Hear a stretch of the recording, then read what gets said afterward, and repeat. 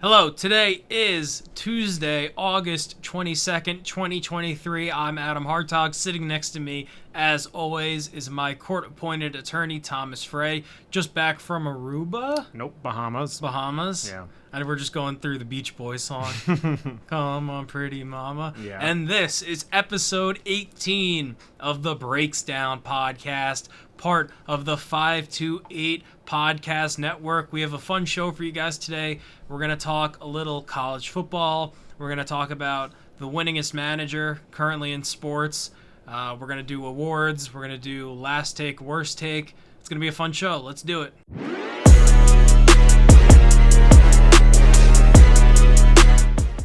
Okay, recording this just before 9 p.m. on Tuesday the 22nd. Tom back from the Bahamas, and he had a choice encounter with Shaquille O'Neal. One of the more embarrassing moments of my life. Why? So we were at this rooftop bar kind of thing, and he was at a table next to us. I think he was smoking hookah or whatever. I think that's a thing he really loves to do, I've heard. But I was just staring at him, as you do when you're around Shaquille O'Neal, because he's just, you can't even imagine how large he is. There's no reference point for someone that is as big as him. So I'm just not weirdly staring at him, but glancing over every now and again, because how can you not?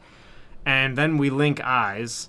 And so instead of doing something cool, like giving him a head nod or a salute or something cool, I just 5-year-olded out and waved at him and I'm exaggerating it a little bit. It wasn't quite, but it was pretty bad. Did he wave back? He did wave back. Okay. He didn't laugh in my face or anything. So it's probably worse in my head than it was in reality, but it felt really bad. That's probably how most encounters with superstar athletes go, though, for people. Yeah, you're right.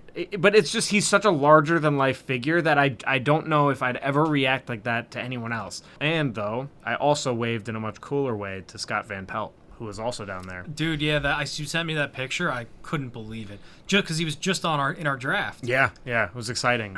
I assume you tried to show it to him. We spotted him from a Miles football away. field away, okay, and up 50 stairs. Uh-huh. And my brother-in-law Shay was like, "Is that Scott Van Pelt?" And it's obviously bald guy, glasses, and it's everyone's like, "No, it can't be." So where in the world is SVP? Yeah, so I take a picture and then I zoom it all the way in, and I'm like, "That's definitely him." And then he does a fake practice golf swing, guys being dudes, and everyone's like, "Yep, Scott Van Pelt." And then this guy walks by him with his, I guess, wife or girlfriend or whatever, and you see him go "Oh, honey, that's Scott Van Pelt." And then when he gets over to us, we're like, was it SVP? He's like, yeah, it was. and then he comes back, he walks over to us he's with his 2 kids, or I don't know how many kids he has, but 2 of his sons, I guess. He's with children. He was with children, so I wasn't going to bother him and be like, "Hey, check out my podcast." But we just drafted you on our bald guys draft. But he probably, if he was by himself, yeah, he probably would have appreciated it. We were hoping to catch him at the sports book later in the night, or in the casino or something, and just not be weird about it. But he gave us a "What's up, guys?" and someone yelled legend or whatever, guy stuff, and yeah. So in that brief moment where you and Shaq are just eye to eye, were you inspired to buy the General Insurance? If I ever was going to be inspired to, yes, I would have been. That would have been number one moment. I'm not going to, yeah, but it was the most likely you'll ever catch me, unless okay. I'm in his presence again, and he's lifting me up and putting him on his shoulders to make a mega person. What if the cartoon general picks you up one day and then holds I'll probably you go hostage to. Then until you buy the General Insurance? I'll probably go to the General and save some time. That would probably be my reaction to that. You should have sang that to Shaq. I swear to God, my brain was completely empty in that moment. Or go with the General Salute. There were so many better options. I have never been more speechless in my life, and I immediately did it. And I looked down oh my God, why did I just do that? And it's you ever seen the Forrest Gump GIF where he's waving real aggressively? People been sending me that, and because I was talking about it after. Yeah, it was not my finest moment. I've never waved at anyone like that in my whole life. I don't know what came over me. I think the way I described it was I've never been less cool in my entire life. That was the least cool moment I've ever had. I bumped into A-Rod once. He shushed me. I know you've told me the story, but I don't want to hear it anymore because it was him being mean, and it's just he's not like that anymore. I wouldn't say I blame him. What'd you say to him again? Are you A-Rod? Oh, so was it like a shh, or was it like a shh? It was that. The latter. Oh. Well, no, okay, it wasn't that. It was like a somewhere in between. I wasn't young and cute enough to be like a shh. It was kind of like just like go away. Like don't blow up my spot. Yeah, basically. So in NBA news, Harden was fined $100,000 for his comments about Daryl Morey. In addition to what we talked about last week of calling him a liar, I think he went on a Houston radio show, basically airing dirty laundry and saying like he promised me a contract extension or he promised me a quick trade when he opted in. I think it was also him saying he refuses to play for this franchise is probably the main source of the $100,000 fine, which is the maximum the NBA can give. And then the NBA PA filed a grievance, so I guess they're going to try to fight it and get it reduced. You ever think about where the fines go? I think it gets donated to a charity. Does it I know really? In the NFL it does, yeah. Wow. That's about as good an answer as you could have given me. I just assumed they used it for themselves. The Shield? Yeah, the Shield or the NBA, I just assumed they just took it and like spread it across their paychecks. I think it's to charity because I think it's a tax write-off for people that get fined, and the NFL probably. Or I just assumed it went to their overall like profit. If anything, it's probably impacting it more through the tax write-offs that it gives them than anything. Okay, yeah, I guess I've never thought about it until this moment. I think I read about it a couple years ago. Do you think Harden knows that it takes two teams to complete a trade? I think he's probably aware, given how many times he's been traded. But that's a good answer. But otherwise, he's not acting like it. The problem is, he expressed his preference being the Clippers, and the Clippers just aren't playing ball. And no team is going to give the Sixers what they want, and the Clippers certainly aren't. So there's no real solution here. There's no winning here. One side is going to be unhappy. I mean, that's kind of the case in all these situations, but for the most part, the team at least ends up with a serviceable package that they're happy with. Here, I don't see the Sixers getting much at all. Well, someone's going to cave, yeah. It's either do the Sixers, who are on the Harden one-year contract clock, cave before somebody like the Clippers, who know that they're kind of going into a make-or-break season with this core, and they might want to get him in the building as soon as possible. Yeah, but I don't know if the Clippers believe that a package that the Sixers would be happy with exists in a way that it makes it worth it to get Harden. Not with all the picks they already lost in the SGA trade, the Paul George trade. Yeah. I say SGA trade as if they traded them for SGA. No, the opposite, SGA and picks. Yeah, it's crazy because I'm not sure that the Clippers don't do that again if they know it's the only way to get Kawhi, even though there's no doubt the Thunder are way stronger because of it now. This is like the 10th percentile outcome the Clippers could have had. Probably worse. Have they made it to one conference finals? Yes, but I'm saying like there's scenarios where they get hurt for even longer, or where one of them demands a trade immediately after. Like this is, I feel like 10th percentile is pretty low given what the other 90 percentile outcomes give. Point being, though, they would definitely do it all over again. Also because you don't know what SGA develops into. True. So great point. This could be a situational development thing. Like if you never know how a player will develop in a different environment. You assume that they would be good because he was good coming out of college, but he wasn't. He was what, like the 10th pick? Yeah, maybe lower than that. I think he was. I want to say 11th. That sounds right. Definitely a lottery pick. Yeah, late lottery. But the question now is, do you extend them? Kawhi and Paul George. And maybe Harden. And maybe Harden, after you're going to have to give up more assets to get him. That's the thing. You're taking maybe the most uncertain situation in the league and adding James Harden into it. Big Jim Harden. Yeah. With their new move into the big stadium, you can't give them 5-year supermaxes. You just can't. You can't. But what do you do? Well, they're probably not going to want to go anywhere else because they're both Southern California guys also. Agreed, and that's why they both wanted to go there so bad. I don't know. I could see Paul George leaving. Maybe. I mean, where would he go, though? Philly? The Knicks. The Knicks? That would be cool. I wanted the Knicks to get him, but obviously for the right price. And just pray he stays healthy, but... I mean, the price for Paul George now would be like Jaylen Brown money. Probably more. Oh, I don't mean necessarily the right contract. I mean the right trade price. Gotcha. The ESPN trade machine's really fun, though.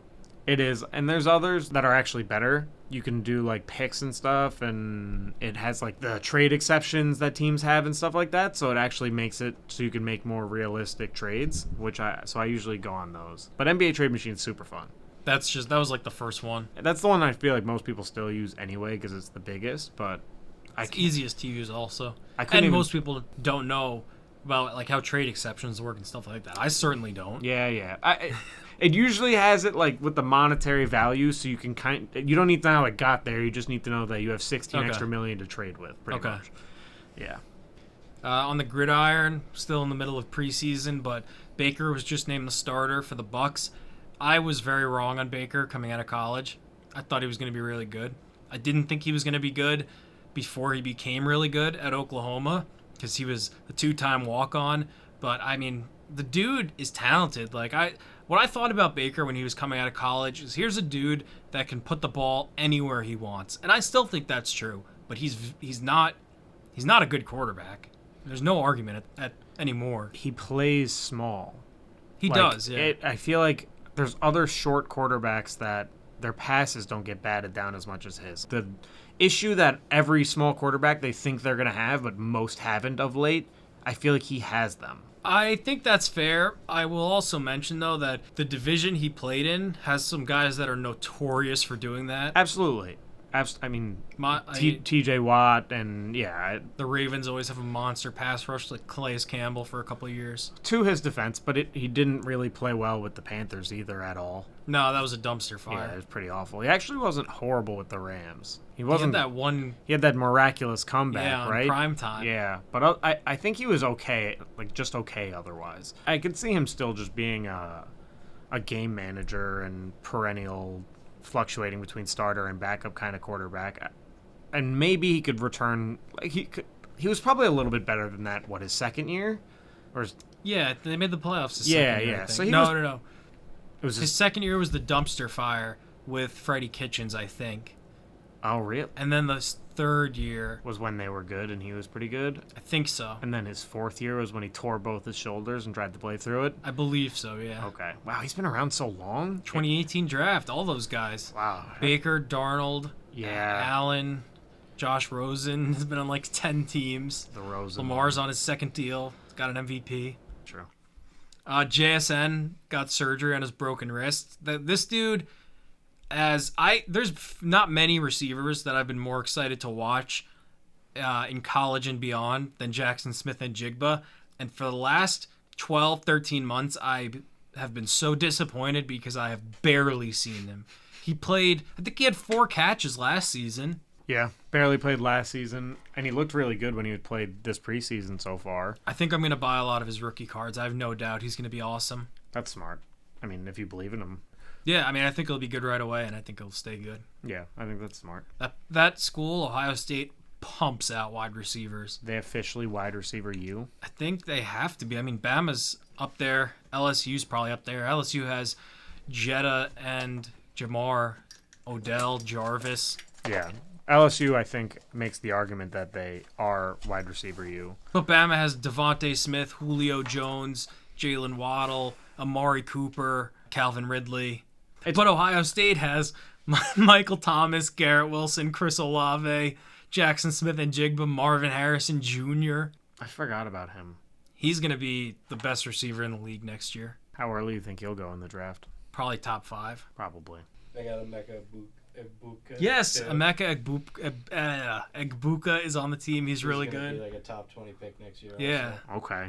On Ohio State. I thought you guys were just saying words at me. Hard last name to pronounce. Egbuka? Emeka Egbuka. You got it first try. Emeka Egbuka. Yeah. It's hard to say them in tandem. It is, yeah. Yeah.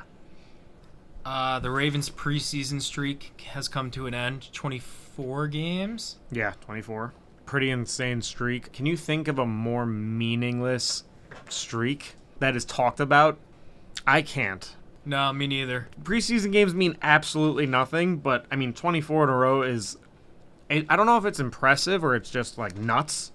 I think it's nuts, because, it's mostly done by players that aren't on the team or playing significant minutes. Or, the turnover year to year, it's it could be from the first game they won to the last game they won. It could be an entirely different roster. Oh, I bet, no holdovers playing in each game. I bet you could assemble 6 full teams of guys that have appeared in those games. So it's pretty crazy. It is insane. Is it a John Harbaugh thing? Is he just the GOAT of preseason?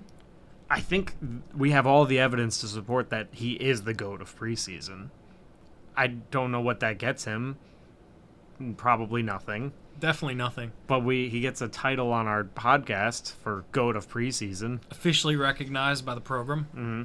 Speaking of GOAT, I don't know if you saw, there's a video of MJ just walking in Italy, on vacation, and a bunch of kids were just going, bah. No, I hadn't seen it, but that's hilarious. It was, and Stephen A. Smith was going off about how it's crazy that we got to go overseas for people to give MJ the respect that he deserves. I don't think that I think he gets plenty of respect here. I think so, too. They say he glows. You never hear anyone talk about anyone in this way. To say that the man glows when he walks in? It's more the GOAT thing, though. Yeah, well, that's just because, I don't know, it's become such a thing. No one, well, actually, there are some I've been seeing lately that are even just saying he's not even, top 3. It's just, I don't even entertain any of that. Okay, you know what a big problem is what is becoming a big problem in online sports talk? Yes, I'm sure I do know. But people are getting money from Twitter for engagements now, and are just throwing out the stupidest things to get millions of views on a tweet. It actually makes last take, worst take harder because of how There's dumb so many bad people ones. are every week. Yeah. And it's not that's where takes are made. So it's not like we can get them elsewhere. I'm not going to go on Facebook and get them. But where were we? Ravens preseason, actually. Ravens preseason. Meaningless streak. And then what was the thing we said? We were Facebook, talking about hot take, last take, worst take. We're talking about MJ. Oh yeah. Because we said GOAT of preseason, and then I was like, speaking of GOAT. Okay, yeah. That's winding. Jonathan Taylor has been granted permission to seek a trade by the Colts. Kind of weird because they are refusing to pay him a valuable piece to a team, and they're demanding a price in return that someone would pay to add a valuable piece to a team. Have they said how much, or has it come out how much they are willing to offer him, or are they not willing to offer him at all? Contract-wise, yeah. I don't even know if he's entertaining the idea. I haven't heard if it has come out. What did he ask for originally? $16 million? I think so. I wonder if they offered him something fair and he wants the $16 million. So they're valuing him at what a top-end running back is, which is $13 million, but he wants $16. So it could be that. It's possible. So if he gets traded, it's going to be to a team that is willing to give him that. Exactly. But so it's not the Colts not valuing him enough to pay him. It could just be his valuation of himself is more than they're willing to evaluate him at. It's possible, yeah. I don't know any team that would be willing to do that, though. Neither do I. I still think he ends up playing for them this year. Me too.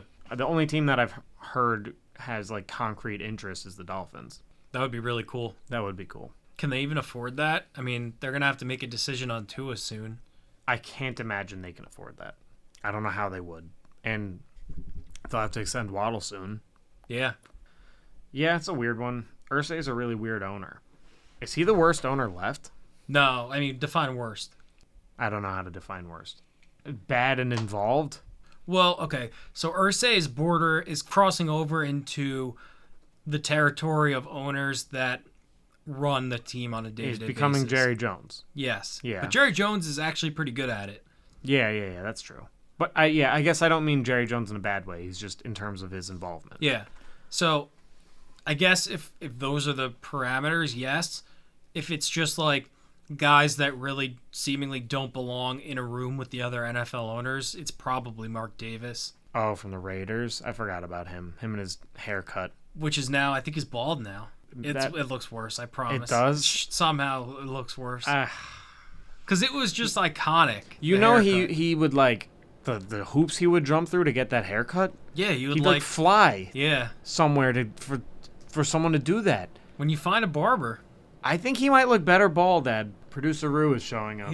he looks pretty bad. He He- looks way older. He bald. looks way older. He could be 85 years old in that picture. Yeah. But I don't know. His haircut was so bad. His favorite restaurant is P.F. Chang's. That's on record. That's pretty cool. He takes the Raider bus. 2 P.F. Chang's. Look, man, if you're an owner and you want to take the Raider bus to P.F. Chang's, go for it. I'm not an owner, and I would love to take the Raider bus to P.F. Chang's. I'd take the Raider bus anywhere, but I would not get that haircut. Well, that's only because you have black hair. That's not the only reason. There's plenty of other reasons. MLB, J-Rod has 17 hits in 4 games. That's pretty nuts. Yeah, 4 games in a row with 4+ hits.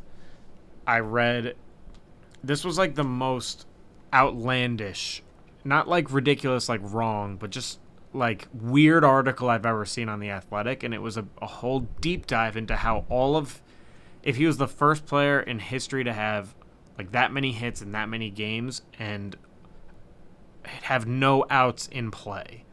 So like his 2 outs that he had were strikeouts.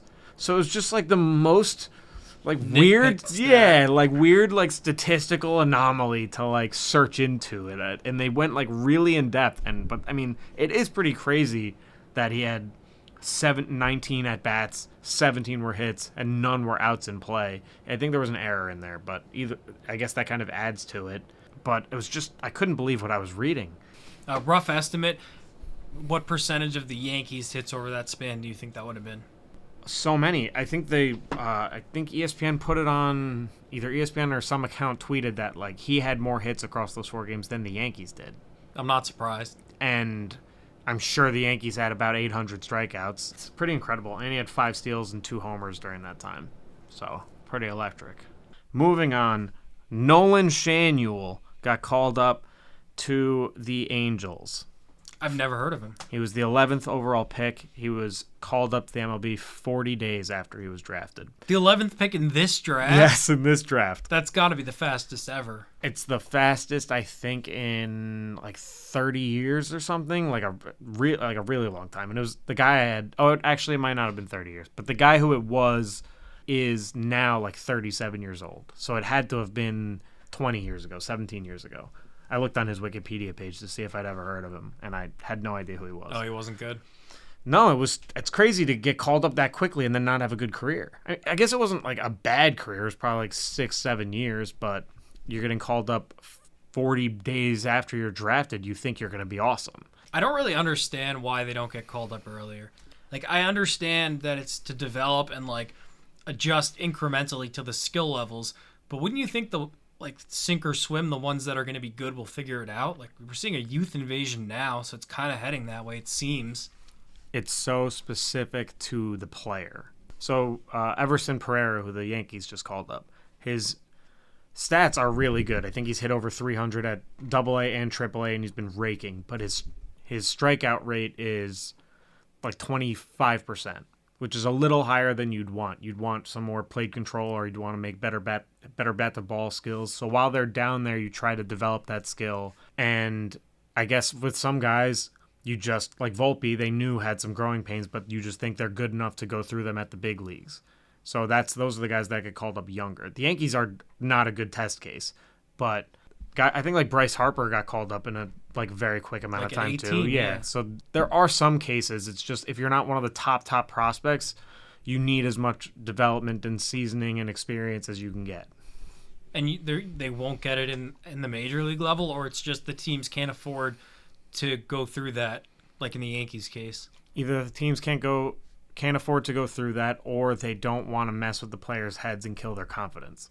So you bring that guy up and he plays for 50 games and he sucks, and then because he wasn't ready, then it's your fault. And then if he gets sent back down and it kills his confidence and he can't like bounce back, and then he's a head case. And I think it's a little bit of who was the example I was just gonna come up with? Kelnick. Yeah, Kellenick. Thank you. Yeah. We should be better at awards with that. With Kellenick, I think they felt like they brought him up too soon and he wasn't ready, and then it messed up with his head. Wow, thank you for getting that. I don't know if I was getting there. I kept going back to our yips conversation. I kept thinking of Rick Ankiel, and that was not who I was trying to get to. But that's what you're saying is the yips, basically. Like, killing the confidence. Well, the yips is like a different kind of disorder. It's less confidence. It's like literally like a mental block that you can't get over. Like, confidence is confidence. You can just, like, if you have a mean coach who sits your ass on the bench every time you do something, you'll be second guessing yourself, and some guys can't bounce back from that. So there's like a very fine line between it, and the MLB just plays it very slow, whereas other leagues don't. Like, the NFL used to sit their starters for a year for a time there, like Mahomes. Like, you're going to tell me Mahomes couldn't have played his rookie year? Oh, he definitely could have. He absolutely could have. There's no way that him sitting on the bench for 15 games, or what, he started one game that year? Yeah. 15 games helped him grow so much so that he wouldn't have been what he is now. No, dude, that whole year, I remember reading articles of, like, the Chiefs are just stunned with how good this guy is in practice. Yeah. Like, not in their wildest imagination, they think he would be this good. It's honestly just the approach with the individual player and the individual organization's approach. It's like the Angels call up this kid he's actually, like, I think he's like 21, 22, so he played probably 4 years in college, so he's very seasoned I don't know why I keep going back to that word. Like a good steak. Yeah, like a good steak. So he's a good prospect, good steak. And so they feel comfortable calling him up earlier, but when you draft kids out of high school, they need to go through all of those levels, all of those check marks. So, yeah. And Paul Skeens got called up to Double-A, and I think he only had 2 starts in, like, Low-A. So, Dude throws gas. yeah. I've seen a couple clips. He's really good. He could come up this year. They call up pitchers younger usually. Why is that? Just because their arms are ticking time bombs? A little bit of that, and I just think as a hitter, you need so much more work. Like, if you're a pitcher and you have good mechanics and good repeatable mechanics, you're going to get if you can pick your spots and you have, like, good enough stuff, you're going to be fine at the MLB level. Most of the time, the guys' problems when they're younger is control and controlling their stuff. So if Skeens has good enough control where he's not going to get destroyed every time he's in the big leagues, like, he'll be fine. I know Garrett Cole is considered, like, the poster boy for perfect mechanics. Yeah, super repeatable delivery. Knock on wood, but it's why he's up to this point in his career been so healthy. Guys who throw with weird arm slots or have weird, like Tim Lincecum. Well, actually, this goes back to your example of guys who can just fall off a cliff and stop being good. He used to twist his whole body, and Dontrelle Willis. They used to twist their whole body, like, backwards and then throw the ball, and stuff like that's just, like, not super repeatable. So those two were two of the best pitchers in baseball at a time, and then just immediately fell off cliffs. I went to a Long Island Ducks game when I was taking classes in sports broadcasting in high school, and this was when D-Train had signed to the team, and he was supposed to be his debut, but then he just, like, never reported. Oh, really? I don't think he ever played for them. That's kind of crazy. Yeah. Dude used to hit bombs. He did. He was really good at hitting for a pitcher. Him and, I think, Carlos Zambrano were both hitting nukes in the NL back in the day. I don't know. I don't remember Zambrano. He was on the Cubs. He was you would know him if you saw him. He used to throw, like, major temper tantrums out there, and, like, he'd, like, destroy coolers and stuff in the dugout. And so if I showed you a clip of him, you'd remember him from your childhood. Okay. Oh, did you see in the Little League Classic, some dude's bat was a number 2 pencil? I did not see that. And they're selling them now. That's hilarious. No, I did not see that. That's ridiculous. I did see, though, I think there were these 2 kids, like, sitting on a hill, I guess, watching the games. And this kid, like, goes to show I think they're both players. He goes to show his buddy his phone, and it's just, like, this girl with huge boobs on the screen, and it's like ESPN, like, showed his phone, and you can see that that's what he's looking at. And his buddy's just like, whoa. These guys just got outed so hard on TV. Crazy. Hot camera. Yeah, literally. Like, it had no idea the camera was on him, obviously. Just hilarious. Those are the best moments when the people don't know they're being recorded at sporting events. Mm-hmm.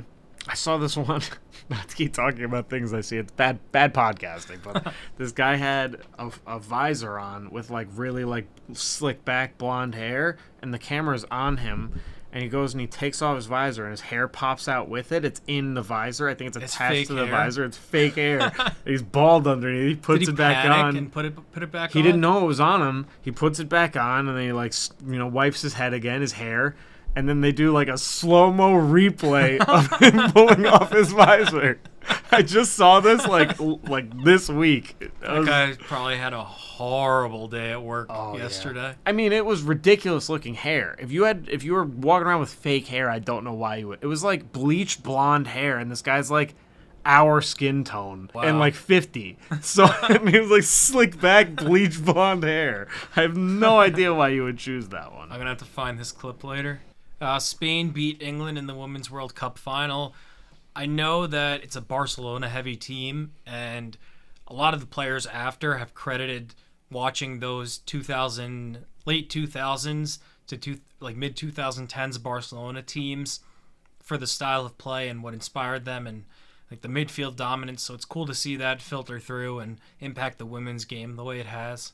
Yeah, they. I saw a comparison of the men's World Cup starting 11 and the women's World Cup starting 11, and they had like grayed out all the ones who weren't on Barcelona, and I think they each had like 8 Barcelona players in their starting 11. So pretty crazy. It is, yeah. And it's cool to see England lose in a final. I didn't know which one of us was going to go there. Pep Guardiola has now won more trophies as the manager of Man City than he did as the manager of Barcelona, 15-14. He has to be the greatest manager of all time. How does he do it, you might ask? How does he do it?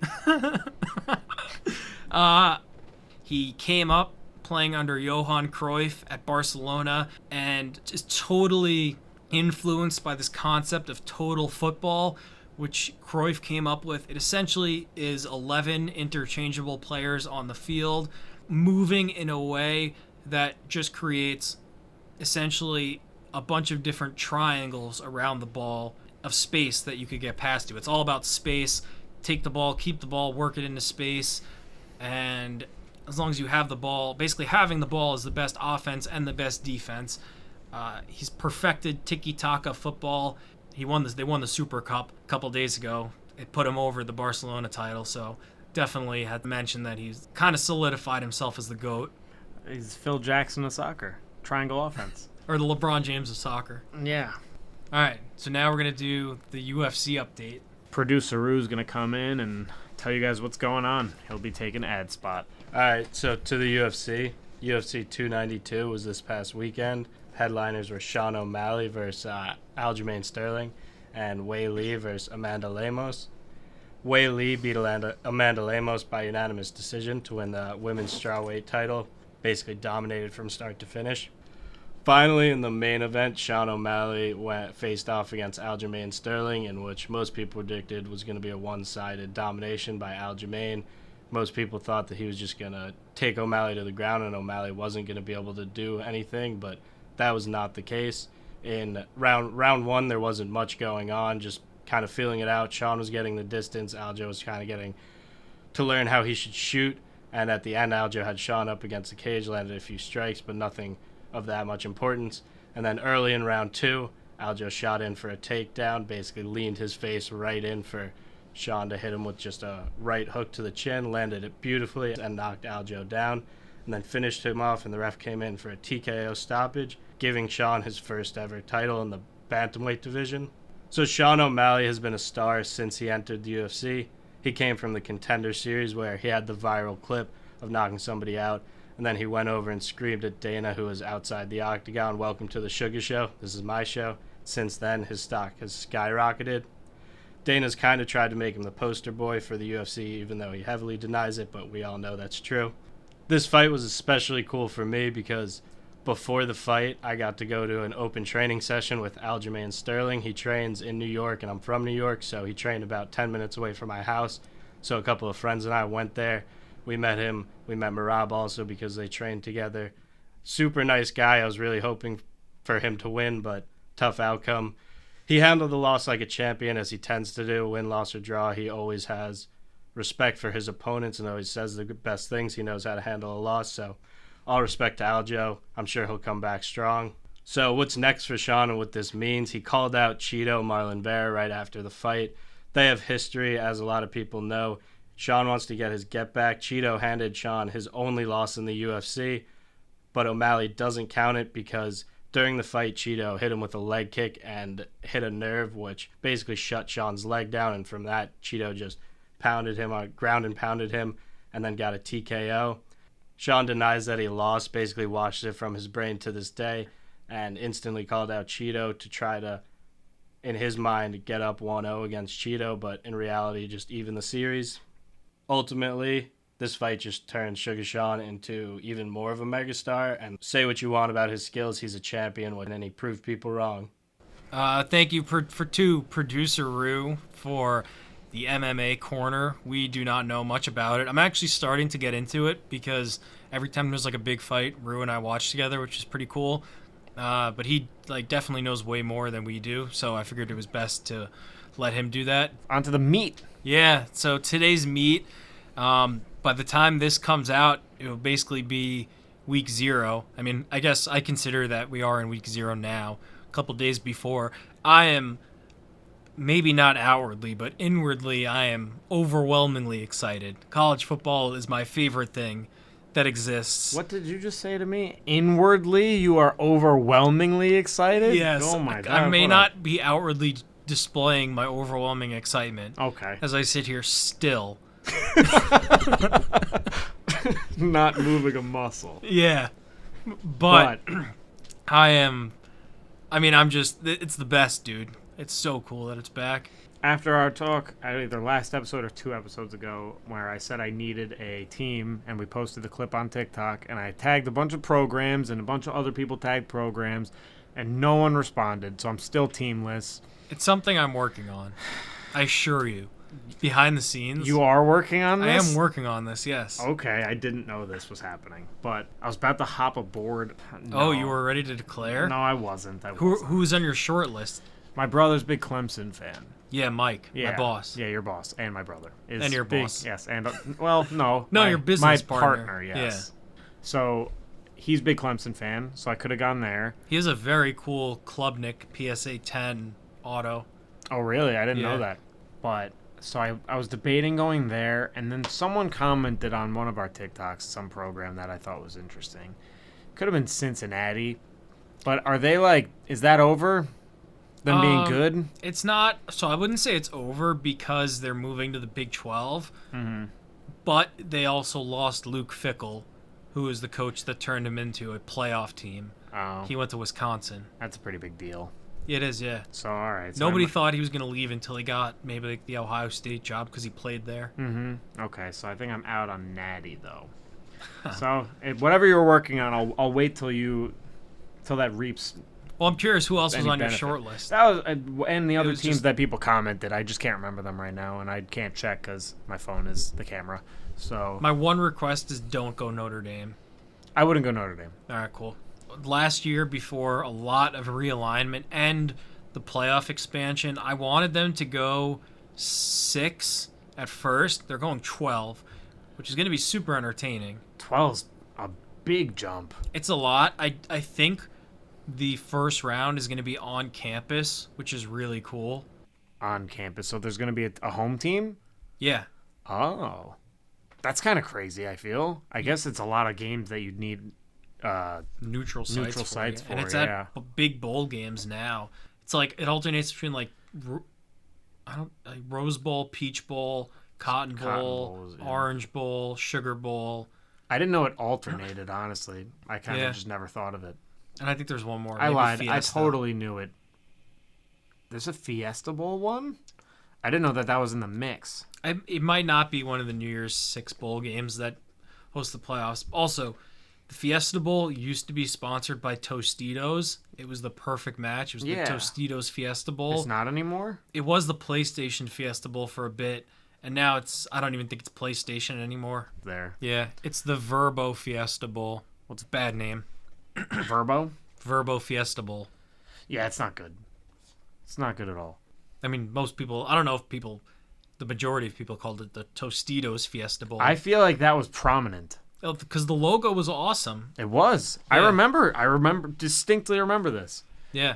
One of the best Fiesta Bowls ever was Boise, Oklahoma. Boise won they tied the game on a pass down field and then like a lateral, I guess. And then they won on a Statue of Liberty. I think I actually watched that game. You probably did. Or I saw the highlights over and over again on ESPN. Probably both, honestly. That's tainted so many of my memories that I wasn't actually watching at the time, but I saw so many highlights that I thought I was. I don't know. Now my whole mind is ruined. I have no idea what I actually saw or what I didn't see. That would have been on New Year's Day, so the odds are it was on wherever you were. Probably, but like this year, I remember me and our friend Bray were watching the Yankees, and we saw Volpe's first home run, and Matt, our other friend, missed it. He was showering or something. So we were like, wow, this is pretty cool. Now we can always say we saw Volpe's first home run if he turns out to be amazing. But I could say that for almost anyone now because I feel like I saw it. I feel like I watched it from way back in the day. Like, did I watch LeBron's first game? Maybe. I feel like I did. Did you watch him play Melo in high school? That I didn't. That I know I didn't. One of your brothers may have. I'm sure Chris would have. That was my guess, too. Yeah. Mike doesn't watch anything. I don't know what he does. He has YouTube TV. Yeah. By the way, I recorded Chelsea game on here. Mm-hmm. No idea if that's recording it on just his one YouTube TV account that's signed in on everything he owns. I think it is. All right, well, now he's going to have every Chelsea game recorded. I have to imagine that if it's, like, it's not just device specific. I don't think anything is like that anymore. No. So yeah, now he's Okay, he's just a Chelsea fan. Yeah. I hope it doesn't erase something. I didn't choose to erase something, but I'm sure at some point it will tell him, hey, this thing's getting pretty full. Yeah, and he'll just see, probably. why is EPL recorded 20 times? Yeah. Yeah, okay. So it's the last year before a lot of realignment. The Pac-12, as we covered last week, is about to explode. The Big 12 is going to get a lot more teams. The SEC is going to get stronger, adding Texas and Oklahoma. USC, Oregon, UCLA headed to the Big 10. And the last year, essentially, of college football as we all know it. The 4-team playoff, for as much hate as it gets every year because the semifinals are generally blowouts, was a very welcome change at the time. I mean, I remember people were calling for that for years when the old BCS system was in place, but now it's going to be a totally different landscape. They're going to 12. We'll still have the same conversations every year about who got left out. The debates will be longer because there's more teams to cover, but just kind of relish what it's like now because nobody has any idea what it's going to be like in a year. It's just, I can't get over how many 12 is. There's, like, not often 12 deserving teams to be in the college football playoff. Look, I don't think there's ever 4 deserving teams. That's true. It's usually 2 or 3. But. Yeah, but I think it'll give us more good playoff games because you won't have That's true. Georgia playing in them. That's true. You won't have Georgia playing middle of the pack like Michigan. Yeah. Maybe not Michigan. Maybe more of like a Michigan State, we'll say. Yeah. Yeah. Michigan State played Alabama in the playoffs one year. It was the worst game I've ever seen. Yeah, so there won't be as much of that. But it also could be interesting for like Cinderella story teams. There could be the potential for a team to rattle off a couple of wins that you like the 12 seed to rattle off some wins. Probably won't happen, but the Pac-12 will get more teams in the playoffs. They haven't had one since Oregon. Well, the Pac-12 won't or exist. Washington. Oh, like former Pac-12 teams, I True, guess. yeah. I mean, yeah, true. It probably won't exist much, but it also makes it a lot easier for Coach Prime to get into it. It does, yeah. Yeah, which is never a bad thing. And all right, so I guess this kind of ties into because we talked about Georgia a little bit already, just how they're. We didn't, but we mentioned we Georgia, touched upon Georgia. Just that they're head and shoulders better than everybody else. Another big storyline is can they three-peat? Hasn't been done since Army, believe it or not, between 44 and 46. And for how head and shoulders above everyone they are. No free promos. Yeah, true. No free promos. they came very close to losing twice. Ohio State, if they didn't miss that kick as the clock struck midnight, would have beat them. Even if Marvin Harrison Jr. didn't get hurt in that game, Ohio State probably wins. And the year before that, in the Natty, if Jameson Williams doesn't pop his ACL when he's taking a kick or a long pass to the house, Bama probably holds on and wins that game too. So the margins are pretty fine, even for the program that has been the most dominant in the country for the last 2 years. Well said. I also, let me start off by saying I don't think they're going to three-peat. I'll put that on the record. New quarterback. They don't have a 30-year-old man in there with life experience as their quarterback anymore. I saw that they have an extremely easy schedule, and their non-conference schedule is like a joke. Yeah. So if they lose even one in-conference game, there's no, like, looking back on their non-conference schedule would be like, oh, like, that could save them for their, I don't remember. How do they do that? Like PPF or something? It's yeah, I mean, nobody really knows. There's a guideline of what they're supposed to go, but yeah, there's some sort of scale that they factor into things and whatever. So it's just trying as hard as they can to get Notre Dame and Oklahoma in. Yeah, so they don't have that to fall back on. And also, like, if Saban hasn't done it yet, then I don't think Georgia's about to do it. No, he came close. Year that Auburn had the kick six, I think they were going for a three-peat, Alabama. Yeah, but he didn't do it. No, he didn't. There's so much variability, and like you said, they could have lost twice already. Like, both, it's not like they were winning in dominating fashion. They were at times, but it wasn't the whole way through. Yeah. But my point is that there's just so much that can go wrong across 3 seasons that they've kind of dodged a lot of bullets across the past 2. The odds of them doing it again are worse enough that I wouldn't bet on them to three-peat. Yeah. Even if they are the best team. And they've had so much roster turnover, too. They have. The only thing is, we've seen them do it with essentially no quarterback. Like, it's not like they had Bryce Young kind of carrying that team for the last 2 years. Like, Stetson Bennett was really, like, perfect for them, but he was nobody. So I think the machine, even with the turnover, the kind of talent that they're producing right now, they don't need this Carson Beck, who has been the backup for like 4 years, is taking over now. They don't need him to be a world beater, which always helps.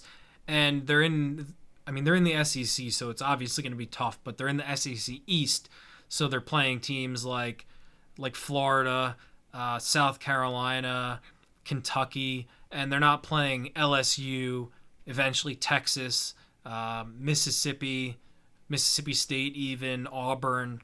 So that helps as long as they go they'll probably go undefeated in their division, and then it'll come down to the SEC championship, maybe against Alabama, maybe against LSU, probably not against Texas A&M, but that definitely is going in their favor. For sure. I think they'll make the college football playoff. I think they're that good. And was it Kirby Smart? Yeah. Just blanked really hard in his name. Like, he's obviously an excellent coach, but I think the odds are stacked against them. It's not I'm not saying they're going to be bad. I just think it's really hard to do, and because of that, I'm not going to bet on them. That's fair. So another storyline, speaking of potential college football playoff teams, is USC. It's the second year of the Lincoln Riley experiment. Caleb Williams, the reigning Heisman winner, is returning. That's another storyline. There's only been one guy to win 2 Heismans. It's Eddie George, an Ohio State running back from back in the day. People have had opportunities, Manziel, Tebow. Anyway, it's a star-studded USC program. They have pretty much dominated the transfer portal era, at least talent acquisition-wise, like no other program has. They haven't won the conference since 2017, which was Sam Darnold's best season there. He wasn't even the starter at the beginning of the year, but I think there were 2 guys ahead of him. He took over a couple games in, and I don't think they lost through the rest of the year, including an awesome all-time Rose Bowl comeback win over Penn State. A conference win would more likely than not mean they're in the playoff. Utah won it last year. They killed USC in the title game, but it's definitely an interesting storyline to watch out for. Pretty much the same thing. I don't think Caleb Williams is going to win back-to-back Heismans. Their voter fatigue is a very real thing. I think they're very reluctant to give it to guys back-to-back years, unless his year this year would have to be far and away better than last year. Yeah. And he had, what did he throw, 5 picks last year and 40 touchdowns or something ridiculous like that. So for him to be better than that is asking a lot. That's exactly why it doesn't happen more often. You have to better yourself. Your Heisman winning season by so much. Exactly. Because someone who puts up as good a year as he did last year will beat him out, even if he's as good as he was last year. Yeah. As for USC, they got smacked pretty bad by Utah in the Pac-12 championship, right? That defense... non-existent. Yeah, so that, I think, hinders them. And their offense is obviously explosive as any offense in the country, but their defense is a huge question mark. So it's a Lincoln Riley staple, is a leaky defense. Mm-hmm. It's pretty crazy. His USC deal, I think he gets like use of the private jet. They bought 2 of his houses in Norman, Oklahoma. They bought him a sick house in LA. I saw and then that house. He's like, it's gigantic. Yeah, and then he gets just a huge salary. Yeah. I mean, thus far, I think I'd say he's probably worth it. Oh, yeah. So, and also the Pac-12 in their final year in existence, in some capacity, is good.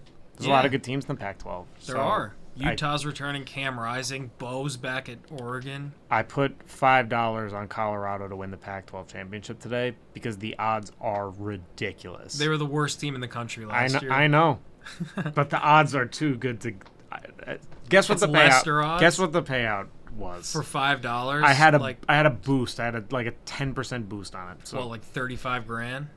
No, it wasn't that much. $5? You're not getting 30. Maybe if I was getting $1,000. That's really good. That's really good for $5, and I don't think they're gonna do it, but it's fun. Maybe I'm just in on Colorado.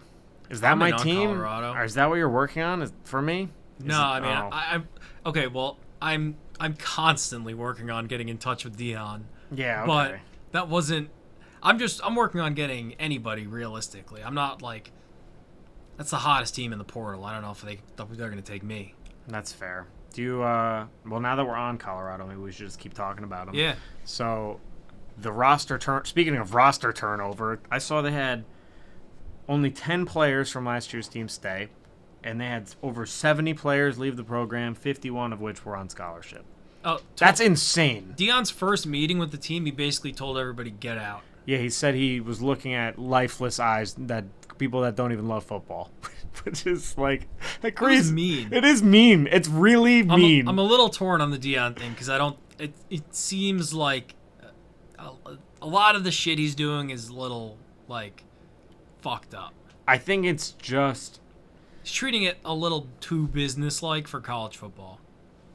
I think it's against the purity of college football. I agree. Yeah, that's very well said. Yeah, I think it's not Waxing in line poetic. with that. Yeah. If everyone starts doing it, then it sucks. If he is just doing it and it's just like his thing, then that's cool. But if they have so much success, then people will follow that model as well. They'll try. Yeah. But the model is being Deion Sanders. Yeah. So, I get it's not traditionally what you would think of when you think of college football. I mean, kicking all these kids, basically kicking them off the team is insane. Yeah. It's an insane move. And these kids could be 18, 19 years old, a lot of them. And you're having one of the greatest athletes of all time tell you don't love football and you're not good enough to be here. Yeah, that's your school. Yeah, at the school you chose to go to and they wanted you to go to, you're not good enough. Yeah, you just lost 11 games and now you're being forced out. Yeah, that's... Look, I understand. When you put it in those terms, but yeah. Look, I'm rooting for him too. I had a soft spot for Colorado football before he got there. I'm not annoyed that the bandwagon is now there. It's a little like Pulisic going to Chelsea-ish. I knew that's where you're going with it. I figured that's how you felt about it. But I don't have a team. No, it's better that he's there. And it's interesting who he's bringing because... All right, I don't want to have him. I don't want him. I'm out on Colorado. Okay. Cashing in my bet. No, it's interesting who he's bringing in because obviously Shedeur Sanders is going to be the quarterback. Travis Hunter, who was the number one prospect in the 2022 class, he's a wide receiver and a cornerback. I've read his recruiting profile. It basically said he will be the best player. He could be the best player in his draft class at cornerback or wide receiver. They think the higher upside is corner, and that's probably what he's going to be. He was committed to Florida State before he flipped to Jackson to go with Dion. And Cormani McLean, who is the number one corner in this class, is going to Colorado as a true freshman. He was committed to Miami. So the state of Florida now hates Deion Sanders because he just keeps nabbing the best cornerbacks from them. They should just let him play both sides of the ball. They will. He did that at Jackson State. In the NFL. That would be tough. He, like, Ohtani. That's what I was NFL. Envisioning, but it's Can you imagine how tired you would exhausting. be? Yeah, it'd be like playing an entire hockey game, like taking no shifts. Yeah, I think people at Jackson State would consider the Deion experiment a success just from the recognition he brought to the program. I think in the long term, that's definitely true. They got the number one player in the country. Yeah, that's crazy. How much we can't ask for much more. No. I mean, it wasn't winning a natty, so number Couldn't. one recruit. Yeah, literally. But what number one recruit in the country? Yeah, that's pretty good number two. They're out of conference games. Colorado are TCU, Nebraska, and Colorado State. TCU without Duggan and Quentin Johnson, and I'm sure to come back to earth. Nebraska with Matt Rule. Wow. He belongs in college football. Yeah, he was. You know what? I thought he was going to be a really good coach because I wanted the Giants to get him. I wanted the Giants to get him too, because he built Temple, then he built Baylor, and I thought program builders were better than just like gurus. I wonder if the last couple of years for the Giants would be different if it was Matt Rule instead of Joe Judge. I wonder if both parties. I wonder where the position that both parties would be in right now. I've heard about the Panthers owner. He's pretty involved. Mm-hmm. And a lot of these like hedge fund dudes think they can kind of solve everything, supposedly. Never met any of them. From what you've heard. Yes. And it could just be if he was left to his own devices, Matt Rule would have had more success. Again, it comes down to it's very situational. Unless you're a dumpster fire, and then you're a dumpster fire. Yeah. Like Urban Meyer would have burned any team down that he was on in the NFL. So that's going to be a good Netflix special. Oh, yeah. The Florida one came out today. I know, I saw it. I was going to watch it, but I didn't have enough time. I'm going to watch one of the episodes tonight. I'm pumped. Oh, it's multiple. It's like It's 4, I Oh, think. that's good. I prefer that. I watched the Manziel one. How was it? I didn't watch it. Too fast. They burned through it? Yeah.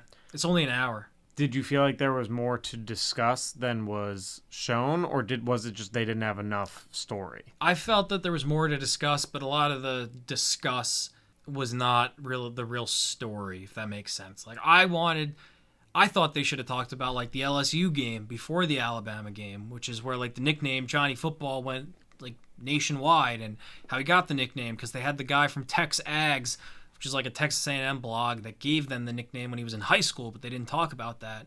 Well, yeah, so this was, I guess, based on your level of knowledge, this didn't do anything for you.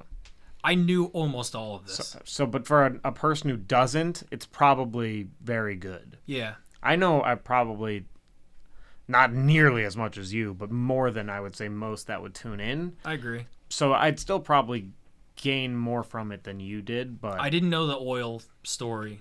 That was really cool. I haven't even watched it yet, but I know that came out. Yeah. But that's pretty funny. That was hilarious. Yeah. So just a couple programs. We've talked about some of them already that have fallen from grace a little bit.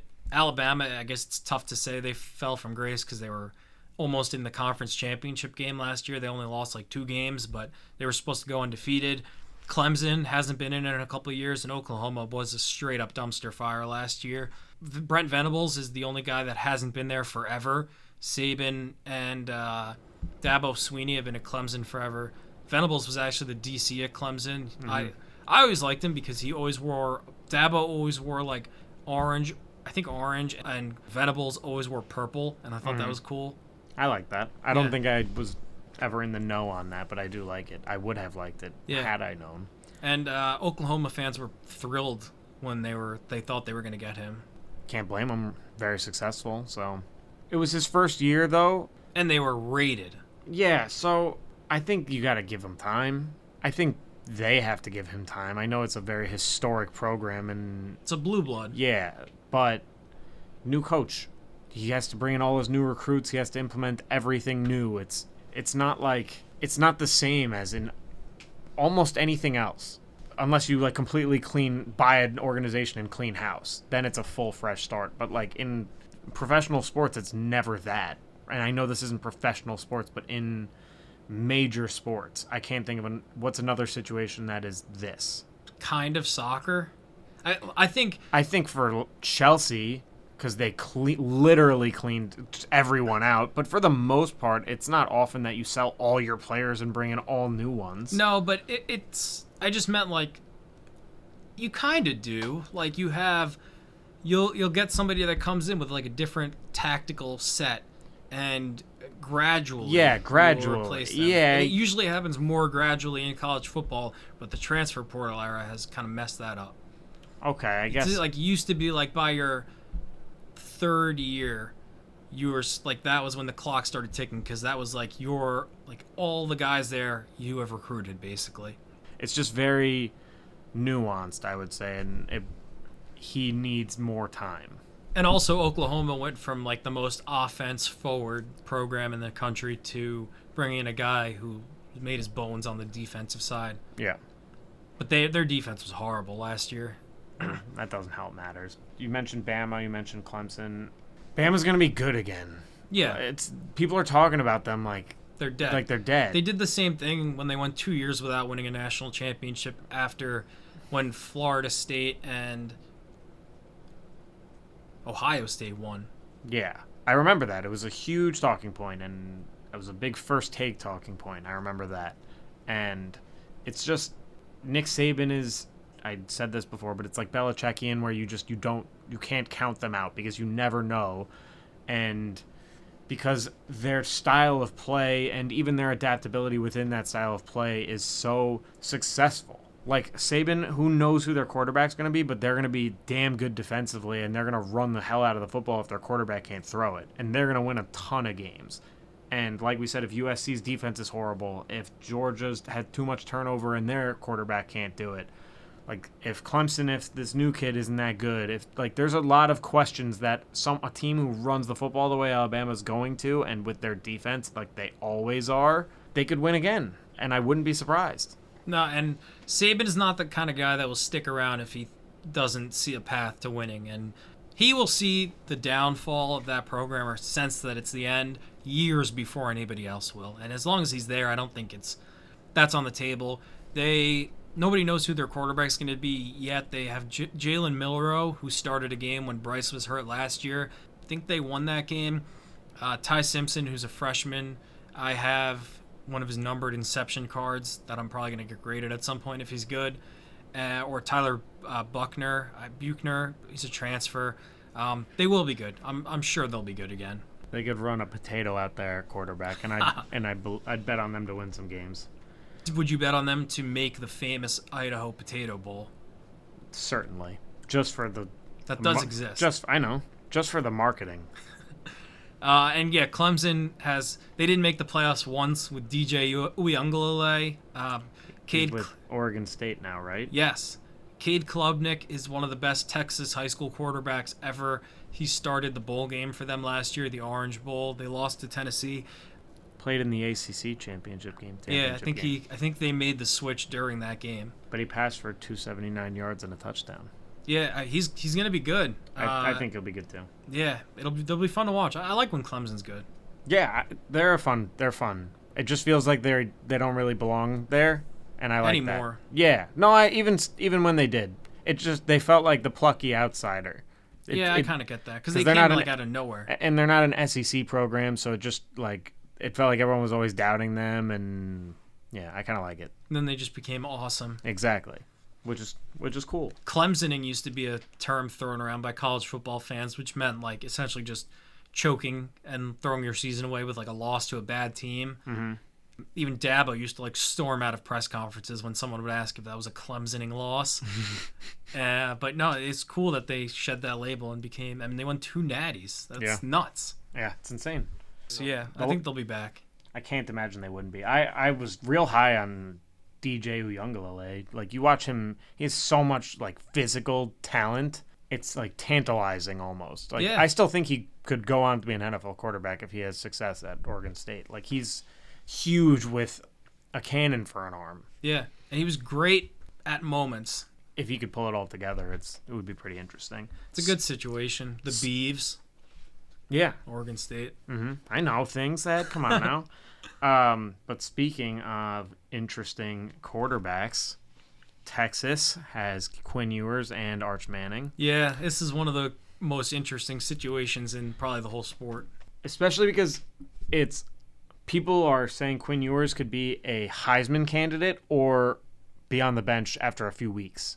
Yeah, I tend to lean more into the Heisman candidate. I'm not saying he's going to win the Heisman, but he was one of the highest rated quarterback prospects ever coming out of high school. And I think the talk of him getting benched is more because of who's behind him. Absolutely. And I don't think if he plays well, they're not going to take him out. Yeah. And he wasn't bad last year. He wasn't, breaking records, but assuming he grows on that, I don't think he'll lose that job no matter how good Arch Manning is, unless he's NFL ready right this second. Arch? Yeah. I mean, here's the thing. Nobody knows how good this dude is. I've heard him described as a surefire NFL quarterback. I've also heard him described as a 4-star quarterback with a 6-star name. That's what I'm saying is unless he's his maximum ceiling, like right now, I don't see him Unbenchable. Like unbenchable. I don't see them taking him off the bench. I think they're better off with Ewers in his third year in college football. I don't know if there was a COVID year mixed in there, but so third year. Just think they would stick with Quinn. The second they lose a game, the calls will be there for Arch, though. Absolutely, but I haven't heard if like in the spring practices or whatever if he looked good or I actually don't know. I haven't looked into it in a while. Arch, I'm talking. Yeah, it's just like it's a weird situation because the fact that Arch went to Texas is more than just like a commitment. It means that like the whole Manning family has entrusted Steve Sarkisian with a Manning. It's like a David Cutcliffe kind of level of respect almost, and that's just crazy. I mean, it's not crazy that they chose him, but it's crazy that that kind of pressure and like that's a real thing. That like the pressure of being picked by this family exists. Yeah, but I'm sure he wanted all of that pressure. Yeah, without a doubt, you're getting Arch Manning. I hope he's good. It'd be really cool if he was good. It would be cool. We need more great quarterbacks that are number 16. I'm with you. All right. Do you want to start with awards? Sure. I have no idea who went last week first. I think it's your turn to start. All right, I'll start. Yeah. Okay, my first award is the Asshole of the Week award. The Asshole of the Week award, huh? Is this going to someone who was being a jerk or someone who got hit in the butt? It's the former. Okay. Is it this week? Yes. Why you're looking at me like it's me? Is it me? No, it's not you.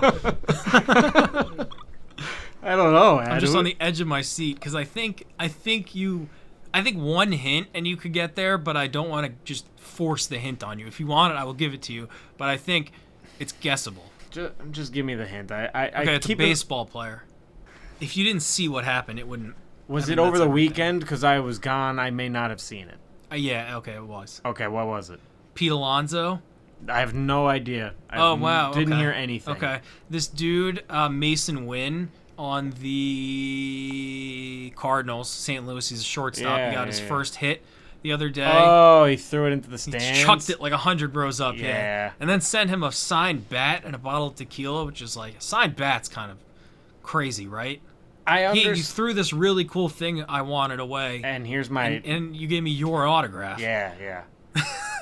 It's not good. Like we're I had contemporaries. this exact same thought. Yeah, man, you won a couple home run derbies, but your signed bat doesn't get me my first hit ball back. Nothing does. No. So, and your bottle of tequila doesn't mean a thing. Yeah, I can't drink the sorrows of that away. Well, I guess you can try, but yeah, I agree. That was a bad move and not a good enough return. They didn't get the ball back? I don't know. I hope they did. That would suck. I don't know if the kid's like any good or gonna be any good, but it's almost It almost means more to him if he doesn't end up being any good. Oh, it definitely does. Yeah, but it means more to everyone else if he does, because then it'll probably go in the Hall of Fame. Yeah, true. But like, either way, it's a big deal. Yeah. Yeah, not great. I did hear about that, but I think I was under the influence at the time, so I forgot it until this second. If I had been conscious of that memory, I would have been able to get it. So Okay. it was not a poorly named award. I just didn't know it happened. Or my subconscious. They did get the ball back. Oh, cool. Oh, all right. At least they got the ball back. Yeah. And then, especially if he knew they got the ball back, then his apology's less bad. Yes. So that's yes. like, oh, they got your ball back. Here's an autograph. Bad. Sorry for the inconvenience. Yeah, my bad, dude. Then it's better. But if it's he didn't think they were getting the ball back, here's my autograph. Bad. Deal with it. Oh, it seems like he knew. Yeah. Okay. From this article I'm now reading. Okay. Then the context makes it better. But I was with you. Okay. When we thought the facts were what they were, I was with you. Yeah. All right. I'm giving out the Spygate Award. The Spygate Award. Okay. Mm-hmm. Is this going to... If it's going to something like a scandal of another team caught like cheating in some kind of way, then I don't know who it's going to because I don't know what happened. The Knicks are suing the Toronto yes. Raptors. I did know this happened, actually. So the lawsuit alleges that, we're back on difficult names, Ikechukwu Azotam, the Knicks' former director of video, analytics and player development, received a job offer from the Raptors in July. He let the Knicks know. His last day was in August, but all throughout that time, he was sending emails from his Knicks account to his personal account, including thousands of files of proprietary information, scouting reports, play frequency, plays that the Knicks had drawn up, like a prep book that the Knicks used on teams, and they used it to help their new head coach who has never been a head coach before. So they were taking basically all of Tibbs' playbooks and all of his like coaching philosophies and everything, stealing it, this guy, and giving it to the Raptors. And the Knicks have proof of it, basically. So this guy's never going to work in basketball again? Either he's never going to work in basketball again, but the Raptors could be screwed, dude. Screwed? I can't even imagine what the NBA punishments for something like this would be, especially if the head coach was in on it, or if like Masai Ujiri was in on it, like, and they can find evidence that they instructed this guy to do that. It would be major draft pick punishment, major fines. Like, I don't even know. I hope it happens. I hope so too. But for the Knicks not trusting Adam Silver to handle this and taking this to a federal court is kind of wild. I saw a hypothetical trade proposal, Evan Fournier and dropped lawsuit for OG. OG, yeah. I know. Well, that's more fair than what the real offer was. Yeah. But it's pretty crazy. Yeah, I would love to see this become like a huge thing, just for entertainment purposes. The thing that sucks with something like this is the judicial system is so slow. So this could be something like simmering in the background for the next 5 months, and we'll forget it's even happening. And then all of a sudden, either a major bomb is dropped, or it's just like, oh yeah, by the way, we settled. Like it's either gonna be. Why would one they or the settle? Other. What would they settle for? OG Anunoby. I was gonna say, And can Masai they settle Ujiri? for like basketball things? I don't know. Can it be for like a first round pick? I have no idea. I can't imagine they could. Why not?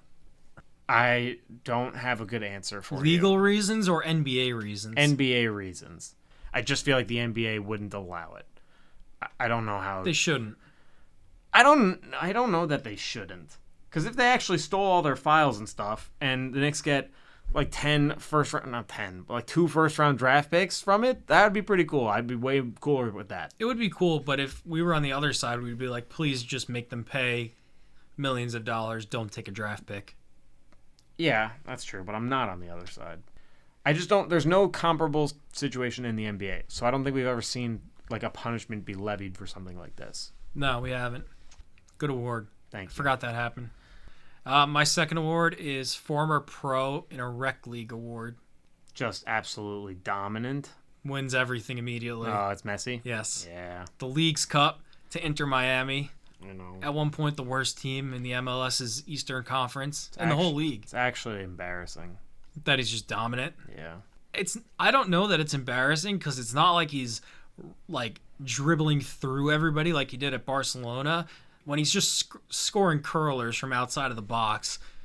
It's just like he doesn't move, but he's always been like that. No, I know. It's not embarrassing because of his style of play. He's always picked his spots. It's just the level of dominance it's a bad look. It is, but also it adds this credence is to, messy. I know. He's been doing this to everybody. But all the older players that have come here have not, like Thierry Henry did. And like David Villa. Those are the two that were like exceptional in the MLS.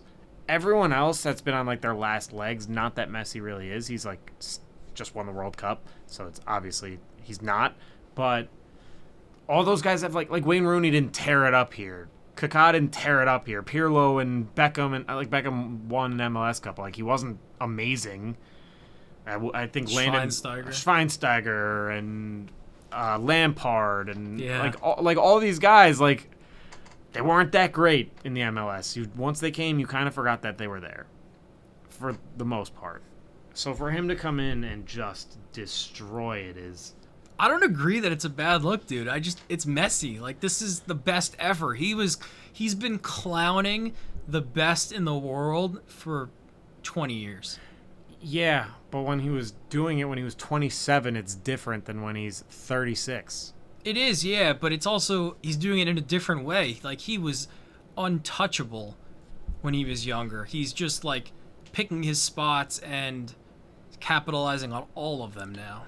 It's not just that they won this tournament and it's that they were the worst team and they won this tournament. Yeah, it's not all him though. Like I know Busquets is huge, really good, and Alba scored a goal the other day too. Yeah, and like in the MLS, league wide, they have almost no professional league do deep lying midfielders have as much space and time as they do in the MLS. And Busquets just walked off the Barcelona first team who won La Liga, and it's like he's playing pickup now. He just has never had this much space in his career.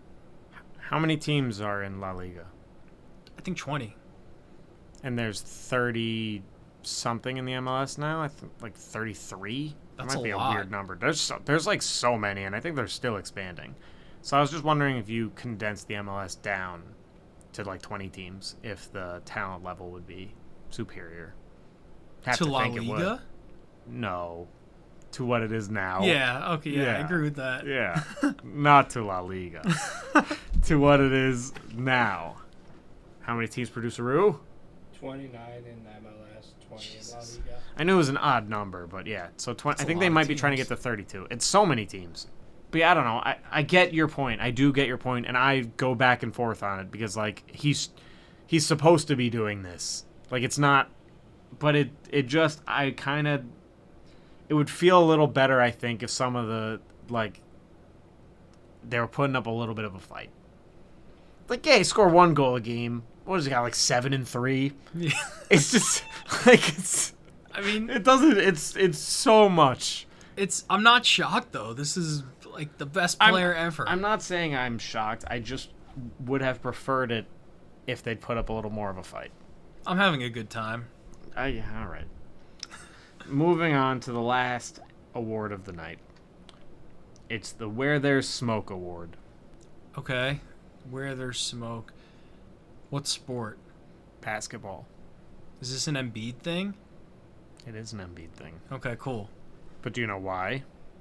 I mean, the last thing I remember was his comment about he wants to win a championship either in Philly or elsewhere. Well, more recently, he got married. And congrats to Joel Embiid. Yep. And Leon Rose and World Wide West were there. And I know Neon Leon used to be his agent. But it feels like there's more there. And with his comments and with Harden wanting out, where there's smoke, there's fire. It wouldn't shock, I don't think, either of us if this team by the All-Star break was totally obliterated. Not at all. I think they probably... I think if you take sentiment out of it, and you're just strictly trying to do the best thing for your franchise long term, you trade both of them, Harden and Embiid, for assets. Yeah, I mean it's less Harden and more Embiid. But I agree.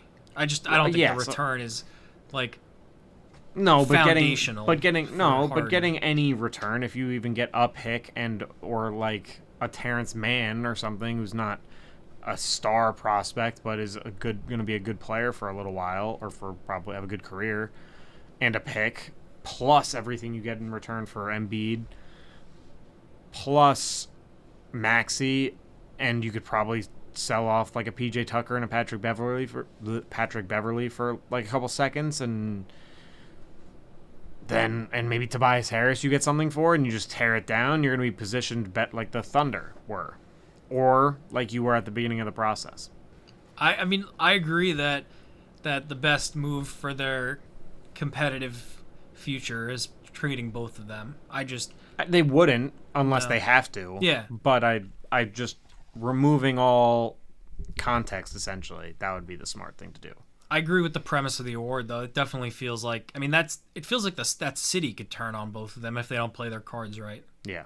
There's just been a lot of things plus reports linking the Knicks to Embiid, and it's been happening for a while now. And I've been talking about it for a while now. And the listener should know this by now. So, when it happens, come back, but I'm not going to be surprised. I won't even... What is less than surprised? I can't think of a word. I was going to say stunned, but that's going up. I should have started with stunned. Well, yeah, it's bewildered? Okay. No, I think bewildered's more so. Either way, I will not be... taken aback? Yeah, all right. I'll do taken aback. That's good. Thank you for that. Yeah. When he comes to the Knicks, I will not be taken aback. Do you want to move on to last take, worst take? I will start because you went first for your awards. My last take, worst take was from an article by Lindsay Adler. I think she used to cover the Yankees for The Athletic, and now she covers baseball for Wall Street Journal. And within the article, she said, "This season has shown that the more the Yankees chase the perception of the team that will please their fans, the worse things have become for them." In what world has this team done anything the fans want? None. They came into the year with no left fielder and no third baseman. No fan wanted that. And no lefties. This team's been built on lefties forever. Why? What fan wanted this? I'm surprised that she actually wrote that because she's very in tune with the Yankees. I know, and it almost sounds like she's blaming the fans, that they're chasing the perception of the team that will please their fans. That's what Brian Cashman is doing. He's trying to please the fans. It's the total opposite. The complete opposite. The fans have been dead on for the most part, and I think and they were talking about this on ESPN. On the Michael Kay show, and it was when Jeff Passan was on, and they said the fans bemoaned decisions of the past. Like, at the time, people said the Stanton move was good. At the time, people said the Rodon move was good. At the time, this, that, and that. But that's not what fans are saying. At the time, those moves may have been good, but every decision you've made since to try to fix those moves have just dug you into a deeper hole. It's all of the moves in conjunction with each other. It's a big buildup since 2017 of all of these moves that have gotten you to this point. It's not one point in time like, okay, yeah, the Stanton move stopped you from getting Bryce Harper, and that sucks. And because no one thought Stanton would break down this fast. But then you compound that by not bringing in any other lefties. And then you bring in more righty talent to get more righty hitters, and then you have to trade for more lefty hitters, and it's just like it all compounds on each other. It's not one decision. Like, no one, if the Rodon move doesn't work out, like, yeah, fans wanted that, but fans wanted a hitter, and you didn't get that. So you can't blame the fans for thinking getting a star player was good, especially when your farm system's been horrible for 15 years, and you've developed two position players. I could like legitimate MLB contributors that the Yankees have developed as hitters: Higashioka, Judge, Gardner, Cano, and now Volpe. That's in the last 15 to 20 years. That's all. Like Shelley Duncan for a second, Melky Cabrera, sure, fine. And Duhar for a hot minute. And Duhar for a second. Clint Frazier, who they traded for a second. Glaber, who they traded for, doesn't count. When you don't develop talent, you have to go out and get these splash players to try to build around your lack of depth. The fact, and like most, I would say more than most fan bases that I'm a part of, I would say the majority of the Yankee fans I see are pretty knowledgeable. Most Yankee fans have been all over this. So for her to say this was mind-blowing to me. It's very out of tune. Yeah, it's just so wrong. So that was my last take, worst take. I think that article might have come out today, so it was very good timing. That one's better than mine. Oh, well, sorry to hear that. No, it's good for the rising tide lifts all ships. Nice. Love metaphors. Mine is a tweet Okay. by Panini America. Oh. Yesterday, they tweeted, collect autographs from members of the highly sought-after 2023 NFL draft class, which includes stars Bryce Young, Anthony Richardson, C.J. Stroud, Bijan Robinson, and many more. And now there's none more. Maybe. Maybe. It depends. That's all tied up. But still, the announcement was very funny. Actually, prominent announcement. So this is building off of that. I'm sorry to hijack your last take, worst take, but it's in their antitrust suit against Fanatics. They referenced either in their complaint or in some sort of motion they filed that they're going to have the NFLPA license for many years to come. So that's even like worse. I would say. The same language, basically. Yeah. So for many years to come, and then like 2 weeks later, it's gone. Yeah, forever. Yeah. Maybe. But that was a good one. That wasn't bad. You sold yourself short. On that, I'm sure we'll talk about this more. It's going to be a lot of legal jargon and stuff, but when the actual lawsuits come, if they do, I will be able to explain it a little bit more. But for right now, it's so up in the air that I can't really speculate. And buy into 528 breaks. Good episode. Good episode, yeah. Thank you, Producer Roo, for your new segment. Do I have to tell them where we are? Yes, always. Okay. All right. We are on, I am so tired, Facebook, TikTok, Twitter, Instagram, Spotify, Apple Podcasts, Amazon Podcasts. Is that even a thing? iHeartRadio Podcasts, Amazon Music, YouTube, Overcast ads, YouTube. Forgot about TikTok. YouTube. I said TikTok. I think I said TikTok first. Probably. YouTube again. YouTube again. See you next week. Thank you. Like, comment, subscribe. Shout out Mikey Caps, 528 Collectibles, Breaks Down Pod.